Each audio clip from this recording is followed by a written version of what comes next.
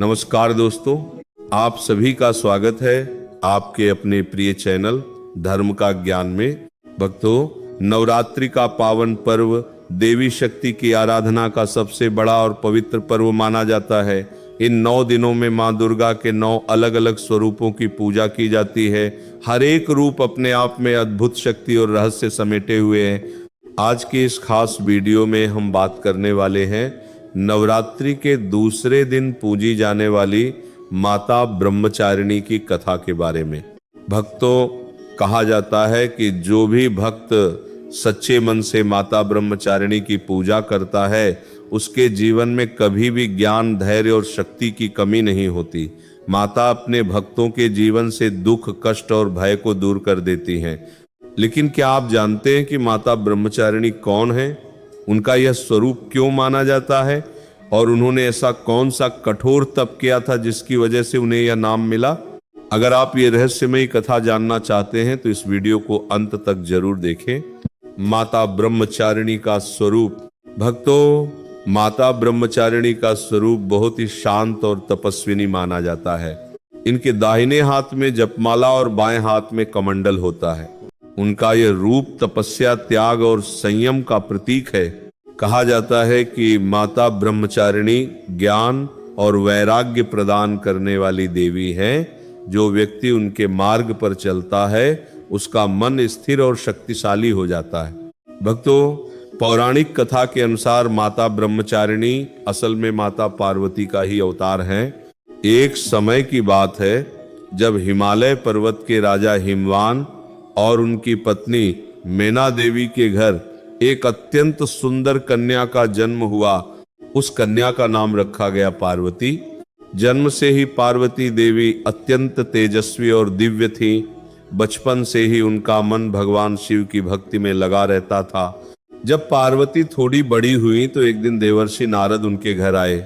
नारद जी ने पार्वती की हथेली देखकर भविष्यवाणी की कि ये कन्या आगे चलकर भगवान शिव की पत्नी बनेगी। लेकिन उन्होंने ये भी बताया कि भगवान शिव को पति के रूप में पाने के लिए पार्वती को बहुत कठोर तपस्या करनी पड़ेगी। भक्तों, जब माता पार्वती ने ये बात सुनी तो उन्होंने उसी क्षण मन ही मन संकल्प लिया कि वे भगवान शिव को ही अपना पति बनाएंगी। इसके बाद उन्होंने कठिन तपस्या करने का निश्चय किया। यही वह समय था जब पार्वती ने ब्रह्मचर्य का पालन करते हुए तपस्या शुरू की और इसी कारण उन्हें ब्रह्मचारिणी कहा जाने लगा। भक्तों, माता पार्वती की तपस्या इतनी कठिन थी कि देवता भी उसे देखकर आश्चर्यचकित रह गए। शुरुआत में उन्होंने कई वर्षों तक केवल फल और फूल खाकर तपस्या की। उसके बाद उन्होंने केवल पत्ते खाकर जीवन बिताया। लेकिन धीरे धीरे उन्होंने वह भी छोड़ दिया। कहा जाता है कि माता पार्वती ने हजारों वर्षों तक बिना अन्न और जल के तपस्या की। उनकी इस तपस्या से पूरा ब्रह्मांड कांप उठा। भक्तों, माता पार्वती ने एक समय ऐसा भी बिताया जब उन्होंने पत्ते तक खाना बंद कर दिया। संस्कृत में पत्ते को पर्ण कहा जाता है और जिसने पत्ते तक का त्याग कर दिया उसे अपर्णा कहा जाता है। इस प्रकार माता पार्वती को अपर्णा नाम भी मिला। भक्तों, माता पार्वती की कठोर तपस्या को देखकर देवता चिंतित हो गए। उनकी तपस्या से पूरी सृष्टि में ऊर्जा का प्रवाह बदलने लगा था। तब सभी देवता मिलकर भगवान ब्रह्मा के पास गए। ब्रह्मा जी ने कहा कि पार्वती की तपस्या सच्ची और पवित्र है।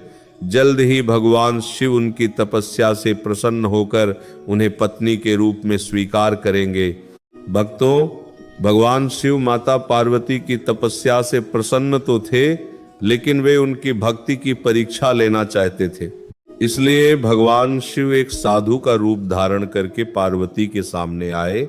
उस साधु ने पार्वती से कहा, तुम इतनी कठोर तपस्या क्यों कर रही हो? तुम जिस शिव को पति बनाना चाहती हो वह तो एक योगी है।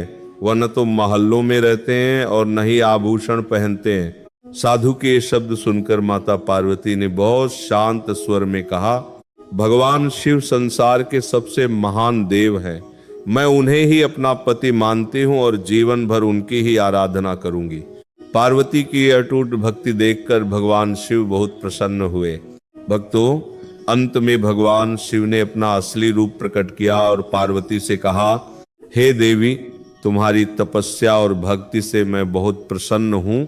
मैं तुम्हें पत्नी के रूप में स्वीकार करता हूँ। इसके बाद देवताओं की उपस्थिति में भगवान शिव और माता पार्वती का विवाह संपन्न हुआ। माता ब्रह्मचारिणी की पूजा का महत्व। भक्तों, नवरात्रि के दूसरे दिन माता ब्रह्मचारिणी की पूजा की जाती है।